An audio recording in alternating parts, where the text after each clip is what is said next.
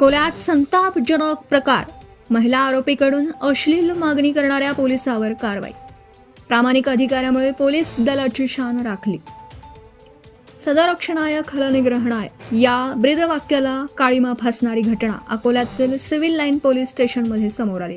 बंदिस्त असलेल्या महिला आरोपीकडून एका पोलीस कर्मचाऱ्याने शरीर सुखाची मागणी केल्याचा अत्यंत गंभीर आणि संतापजनक प्रकार उघडकीस आला. या घटनेमुळे पोलीस प्रशासनाची प्रतिमा मलिन होत असून समाजात तीव्र नाराजी व्यक्त केली जाते. मात्र या प्रकरणात आर्थिक गुन्हे शाखेचे पोलीस निरीक्षक अनिल जुमळे यांनी दाखवलेली तत्परता आणि प्रामाणिकपणा कौतुकास्पद ठरतोय.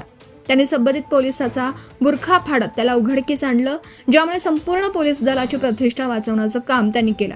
अशा कर्तव्यदक्ष अधिकाऱ्यामुळेच पोलीस दलावरचा जनतेचा विश्वास कायम आहे, हे पुन्हा एकदा सिद्ध झालं. दरम्यान अशा विकृत प्रवृत्तीच्या पोलिसांमुळे संपूर्ण विभाग बदनाम होत असल्याची तीव्र भावना नागरिकांमध्ये व्यक्त होतीये.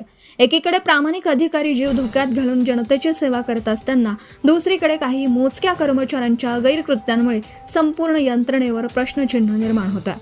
ही अत्यंत चिंताजनक बाब आहे.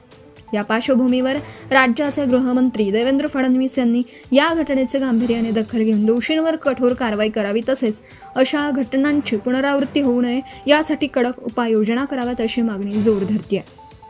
समाजात कायद्याचा धाक निर्माण करण्यासाठी पोलीस दलाची प्रतिमा निष्कलंक असणं आवश्यक आहे. त्यामुळे अशा घटना दडपून न ठेवता उघडकीस आणणाऱ्या अधिकाऱ्यांचं कौतुक करताना दोषींना कडक शिक्षा होणं हीच खरी न्यायव्यवस्थेची गरज आहे.